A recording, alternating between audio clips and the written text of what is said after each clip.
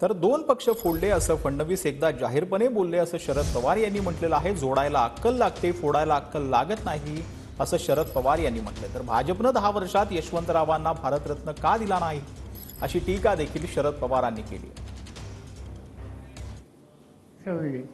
पक्ष फोडणे हा एक महत्त्वाचा उद्योग झाला।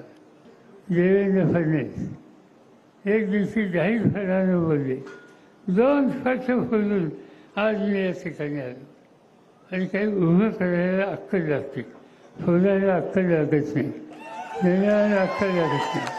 काही लोकांना तुम्ही संधी दिली, पण या देशाचं सगळं राजकारण उद्ध्वस्त करण्याची भूमिका तुम्ही त्या ठिकाणी घेतलेल्या ही भूमिका लोकांना पसंत नाही। 10 वर्ष तुमच्या हातात सत्ता आहे, त्यावेळेस तुम्हाला सुचलं नाही, निवडणूक आलेली सुचलं। बघूयाचं आज या ठिकाणी येत आहेत प्रधानमंत्री, करारला माझी अपेक्षा आहे त्यांनी आज करारला जाहीर करून टाकावं की आम्ही चव्हाण साहेबांना भारतरत्न देतो, हा निकाल त्यांनी आज या ठिकाणी करावा। माझी खात्री आहे की ते धाडस त्यांनी दाखवलं तर लोक एक चांगलं काम केलं म्हणून म्हणतील, पण त्याबद्दल ते काय करतील याचा भरोसा देता येईल।